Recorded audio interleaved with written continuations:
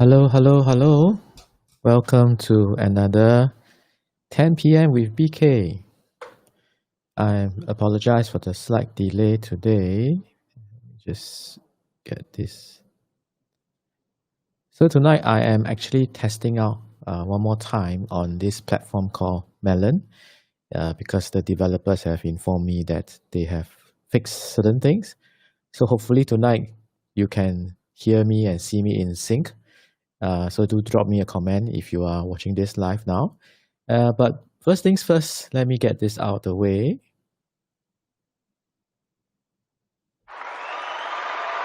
We are day number 17. Woohoo!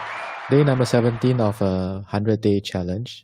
Those of you if have watched from day one, thank you very much. If you are joining us for the first time or join me for the first time, this is one of my personal challenges. I've been doing a 100-day live stream challenge. This is day number 17 of a 100-day challenge. And if we are not friends yet, obviously you may not know who I am. So this is 10 p.m. with BK. This is the funny part about not getting used to this.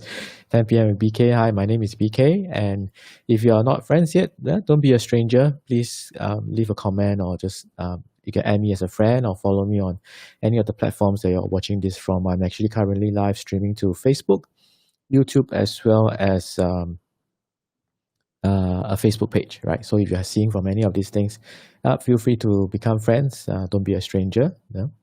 And last but not least, this is something that Melon can do. So this is a quick ticker at the bottom. I think I got to get used to, this one. Yeah. So tonight, because it is about, I'm still doing one final test. So if you have watched some of the previous episodes, I'm kind of like I like to tinker. I like to experiment with things. And of course, as I mentioned over the past couple of live streams, some of these episodes would be about some content about personal development or some of my stories. And some content will be about technical stuff. So we have covered some content about technical stuff like live stream gear, microphones to use, things like that, right? So for example, like even things like what kind of microphones do you use? So obviously I'm using a dynamic mic here.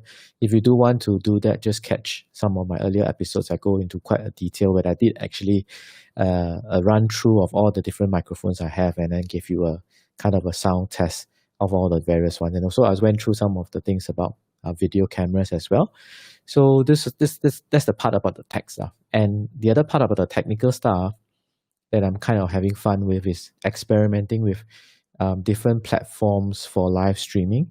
So all in all, I've tested Zoom, which has been very reliable. But unfortunately, personally, I find that Zoom is not really a live stream platform. It's more like a webinar and a meeting platform. So there are certain aspects about Zoom that is not ideally suited for live streaming. And then we also have tried Restream, and that has been pretty okay as well. It's been one of the more used pieces of my business because whenever I do a meeting, sometimes we do live stream it into multiple platforms, and Restream does that. But of course, Restream also does a live stream portion because they have a live studio. And also there were some issues initially, but after discussion with the developers, we have actually ironed out certain things. And I think yesterday's Restream was pretty all right. So today I'm back on Melon.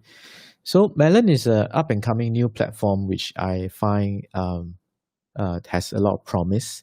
It is by far obviously the newer kid on the block, and it has certain features that is quite useful for live streamers, but they're still building up, and I think they'll become a good platform over time. Except that when we tried this using this platform a few sessions ago, there was a problem with the audio sync. Okay. And so we've been working with the developers and we kind of figure out some of the issues, and I think they have done some adjustments. So they asked me to try again tonight. So tonight I'm actually trying again, and hopefully it is much better than the other episodes.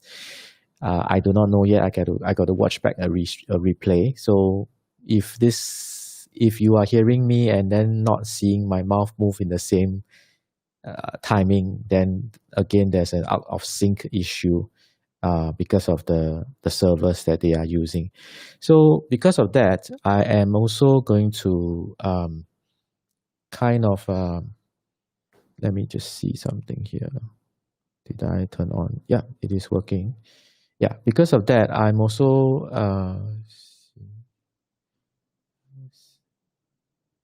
because of that, I'm also not going to go into a lot of stories or sharing of learning and so on, because I think I was a bit bummed out the other day when there was a whole minute of things that I was saying, which I kind of felt that was a very uh, heartfelt sharing, and I think would have benefited people, but yet it was because of the technical challenge that it was cut off.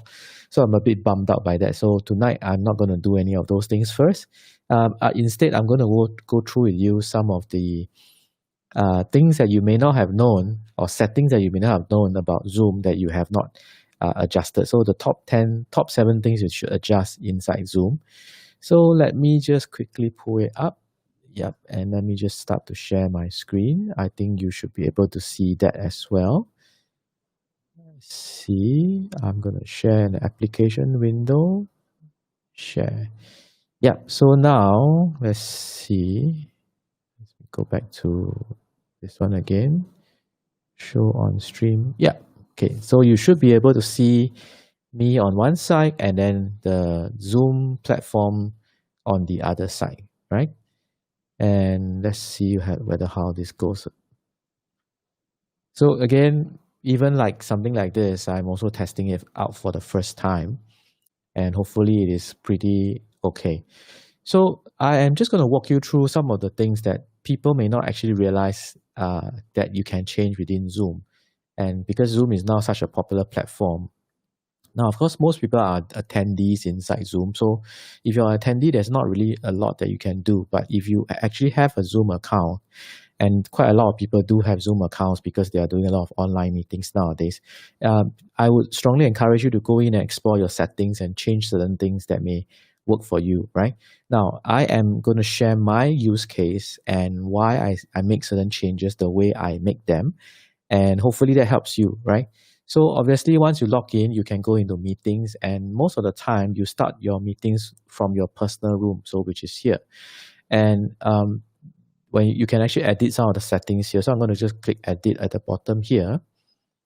And once you edit at the bottom, you can actually adjust some of the settings from a meeting to meeting basis. So I'm just going to show you this first, and I'm going to go back to the default settings on Zoom, or that controls all the other meetings and the webinars that you have, right? So once you're inside Zoom, let's say for example, one of your meetings, you can actually customize some of the settings. Now, due to the recent there was this security issue that happened. So now Zoom has made the default that you actually can put a passcode on meetings, as well as you can implement a waiting room setting for each and every one of your meetings, so that you do not have intruders or people that shouldn't be in the meeting joining the meeting. Now, it's entirely up to you, but what I usually find is that I remove the passcode and I remove the waiting rooms.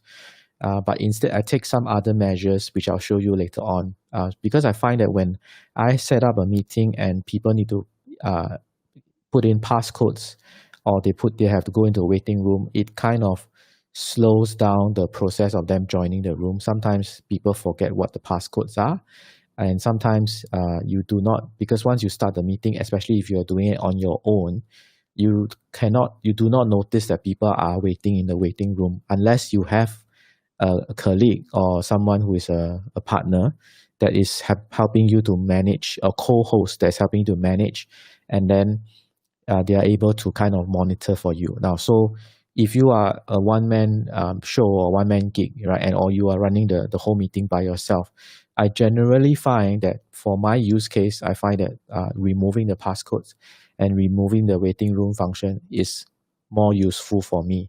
Now, of course, I also do not know that there is certain security issues that may happen, and I'll share with you how I deal with those even though I turn off these things here. Okay, so this is what you can do. So it's up to you. You can turn on a passcode, you can turn on a waiting room, but for my use case, I turn it off because I find that it's a lot easier to manage this way. Okay, now then up to you whether you want to leave the videos and settings. These are all very personal.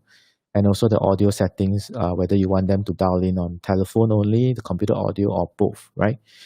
And what I find most useful is this one here, okay, this section here. So meeting options, I will always enable mute participants upon entry, so that when people join in after we have started, they do not, because some people join with their microphones turned on, and sometimes that can, they are in a very noisy environment, and that can actually interfere with the learning environment for the people already in the meeting. So I always leave this on, okay? And another thing that I always would leave on is I always set it to automatically record the meeting in the cloud. Because too many times you hear of people who have done a meeting and they felt that it was a wonderful meeting, a wonderful session, and then they realize, I forgot to turn on the recording, right? I forgot to activate recording. And so in order for me to never have to face this problem, even though sometimes I start a meeting and I find that I have to edit the recording, so to speak, before I can put it out to the attendees, for example, I find that that is still a lot less of a hassle than forgetting to press the record button. Okay, so this is something that I would always do. I always turn on the setting for automatically record the meeting in the cloud. Okay, this is what I do. Okay, so this is one of the most important settings, these two, mute the participants and then automatically record. So I kind of walked you through the individualized meeting. So in Zoom, you can actually have multiple, you can set up multiple meetings, you can name it anyone you want, any kind of name you want, so that you can actually have certain kind of customized settings for each meeting. So that is another thing you can do. Okay. Now then I'm going to go through with you the main settings for under meetings. So basically it goes from top to down. So you can actually preset a lot of things. So this is a preset. So if you do this, the settings that you do here, it applies to all your other meetings as well. Okay. So for example, here by default, I do turn on the waiting room, but I go into each of the individual meetings and I customize them accordingly. Okay. So this is the waiting room is turned on by default. And then I also turn off, again, like I said, I turn off a passcode when scheduling new meetings because I do find that that slows down the process. Okay. I also turn off all these things, require a passcode for personal, I turn it off. Webinar passcode, I also turn it off. Require passcode, I turn it off as well. So all this about passcodes, I actually do turn it off. Okay.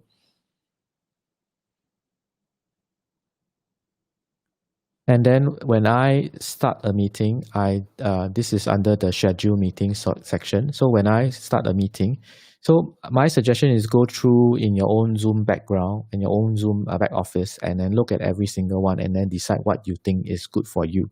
I'm just highlighting my use case and hopefully that helps you.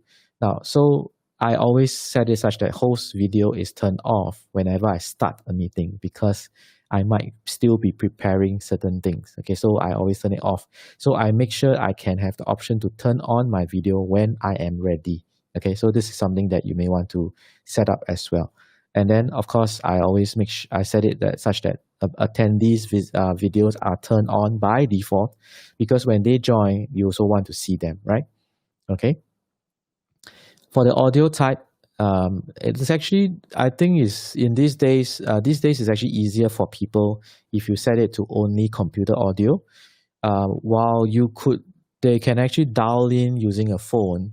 Sometimes I find that, like the other day, there was an elderly gentleman who kind of told me that he actually had to incur overseas rates because he actually was doing an IDD or international call. So that might be something you want to avoid. So maybe you should set it as only computer audio for the attendees because if not, they'll be dialing an international. They could be dialing an international number.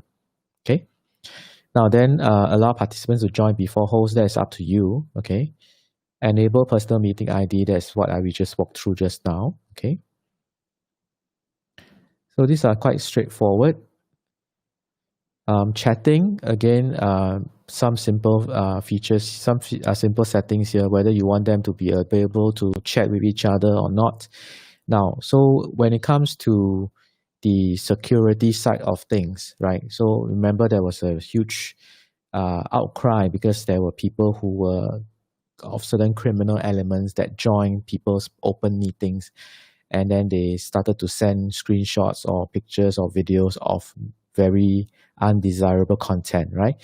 So what you can do here is you can actually turn off private chatting. That means nobody can send a private chat to someone else inside the meeting, especially if you're in a school context where you have kids and children. So if you have school children joining your meetings and then you have a third party outsider who has hijacked your meeting, if you turn it off, then they will not be able to send any messages privately to any of the participants.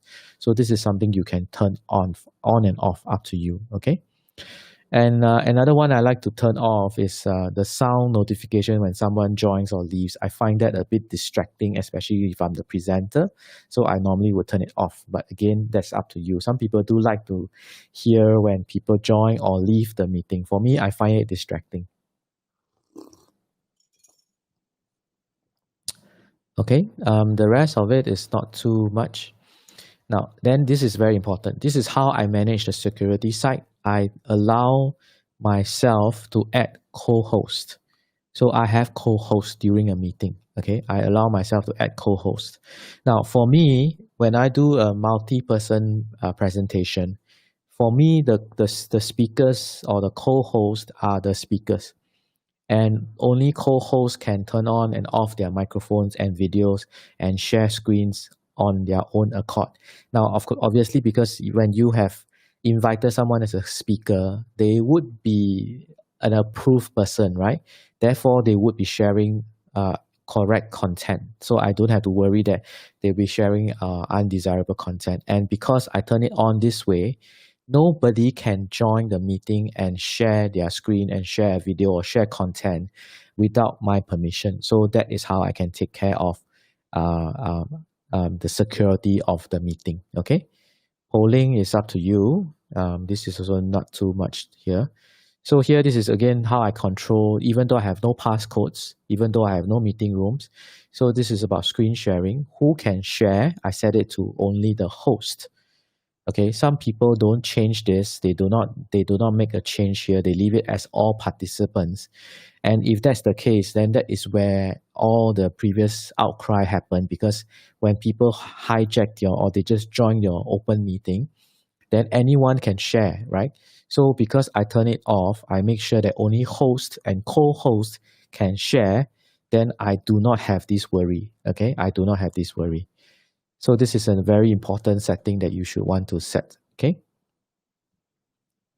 The rest of the things are pretty much straightforward. It's really much up to you, okay? So just take a look at that and then you can decide what works for your use case, okay?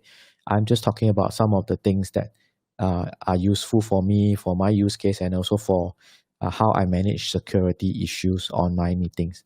Now, the other one that is good here is if you want a higher quality meeting, then you need to activate the group HD. So you have to turn it on. Now, but for this particular setting, you need to kind of check with your account.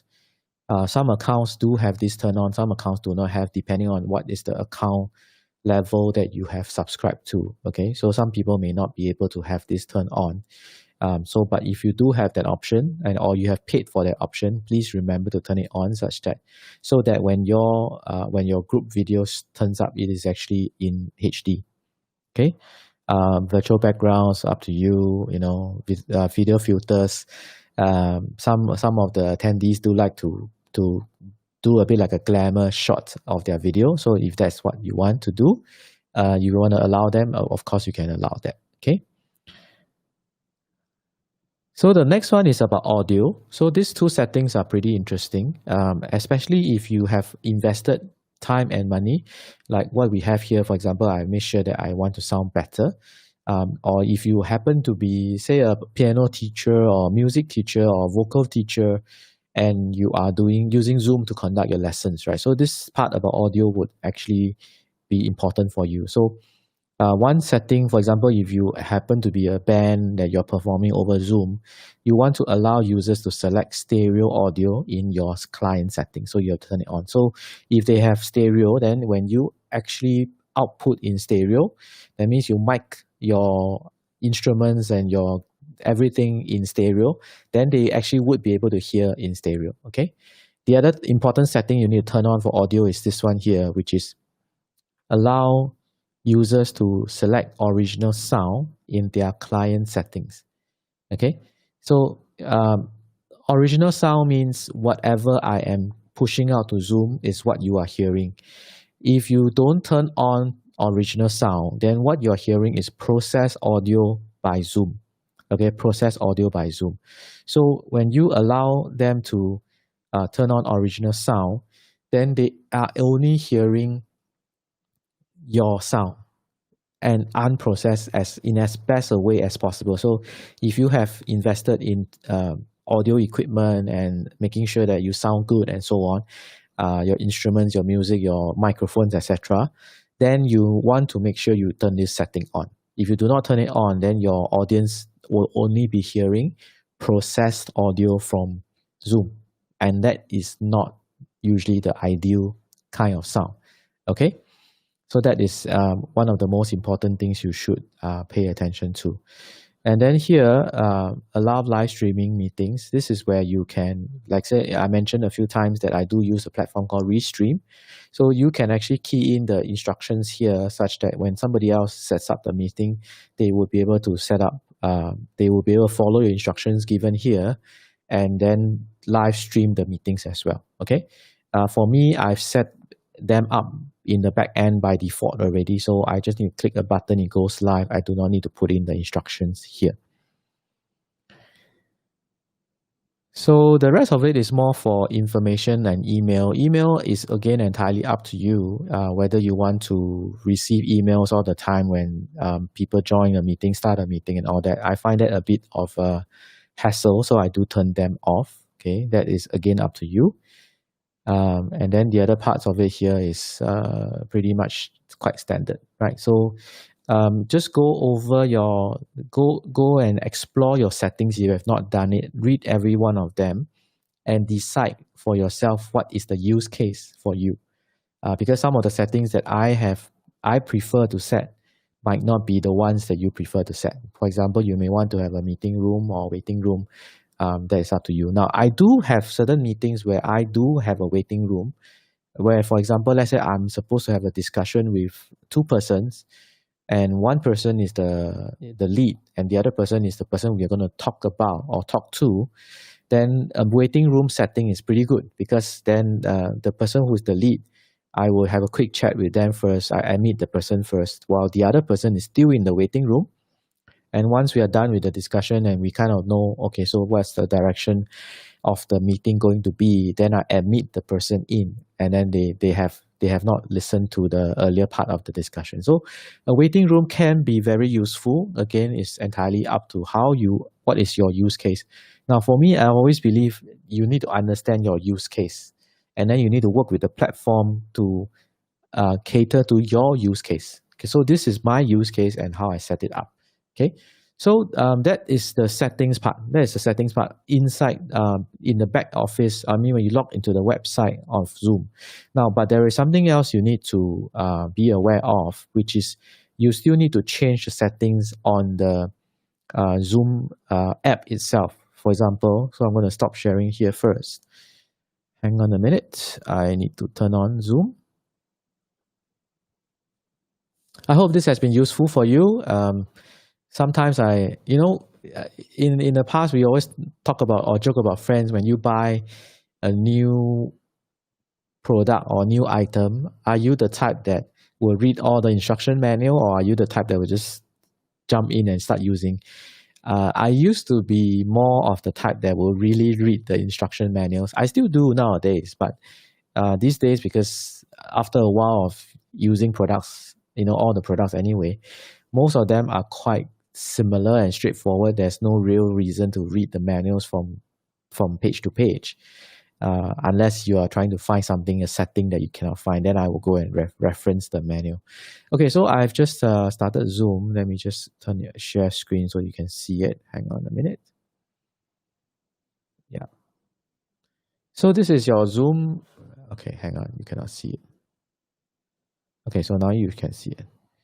So this is the Zoom setup screen, right? So you have all these things I'm not going to go through with you. But most importantly, after you have done all that setup inside the Zoom platform, you then need to go into the settings here as well, okay? The gear icon here, okay? And then you notice that actually there are more settings. And this is from the app itself.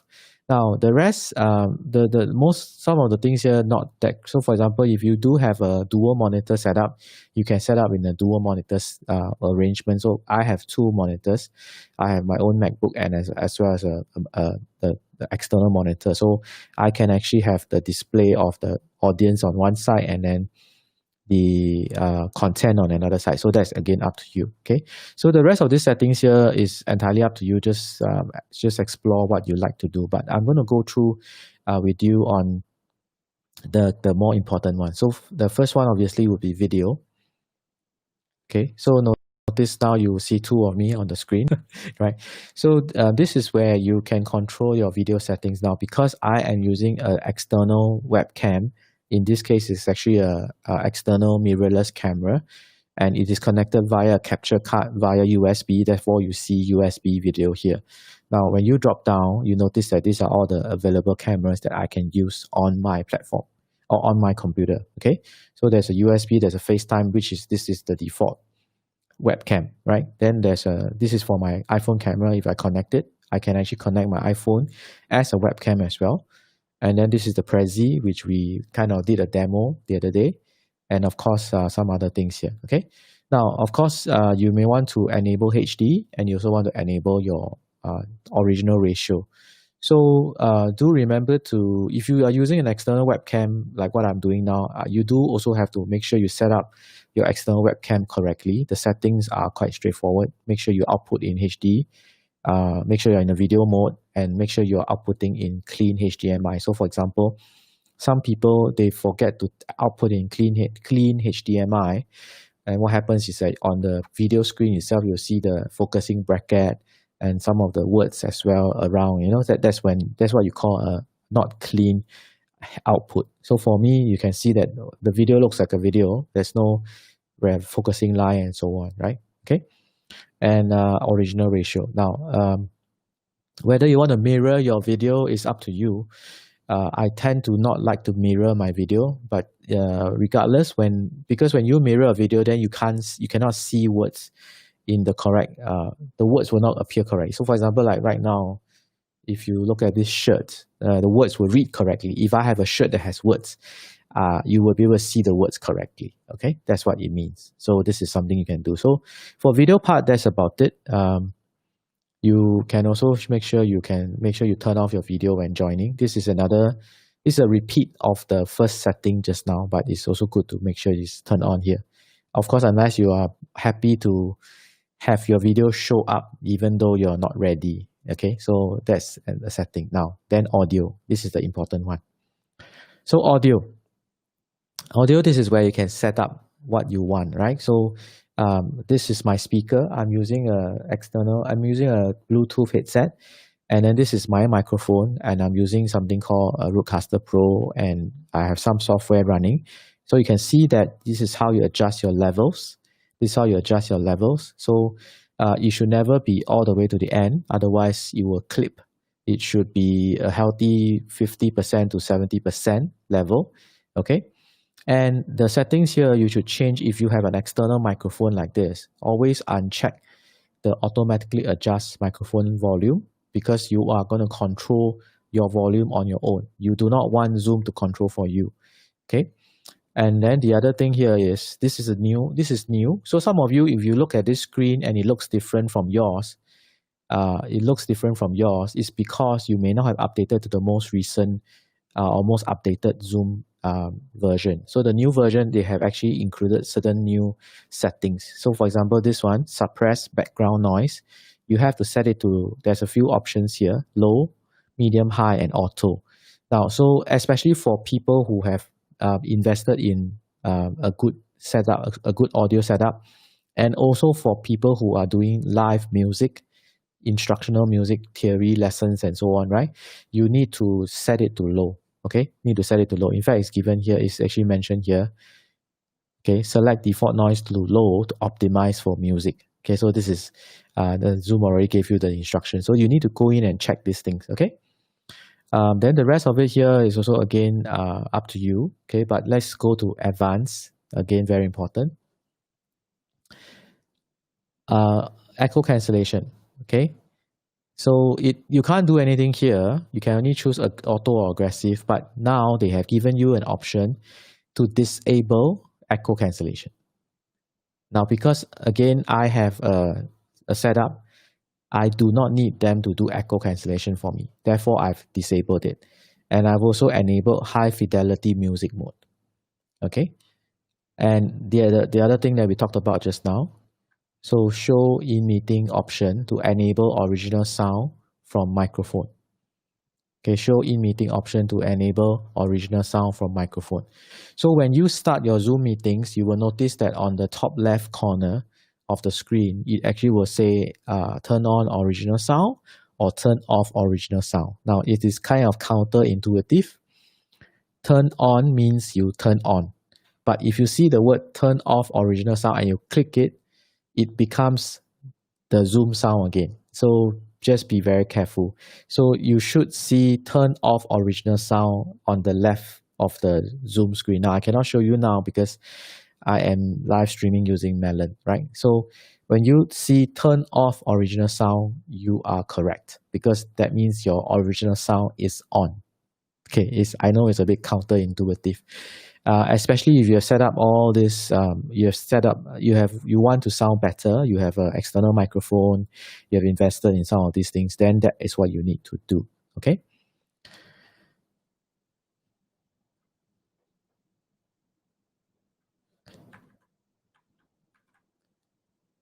Okay, so that's a quick run through of all the settings for Zoom that I have personally found useful and I have found suits my use case and also to maximize the use of Zoom. So for you, you may have to figure it out, right? Figure it out and see what is your use case, right? So hopefully this quick walkthrough has helped you and you can then make some adjustments for yourself. Now, especially if you have external microphones, external cameras, and so on, then the settings become more important for you. And of course, the other thing that is important is the security side of things. So we do not want people to, unauthorized personnel to hop onto our meetings during a Zoom presentation, whether is it for business or anything, and then they kind of mess up your presentation or they show undesirable elements to your attendees. So these are the things that you can set up, in terms of protecting your meeting. Okay. So hopefully the audio sync is all right because I think this was a very longer than usual presentation actually.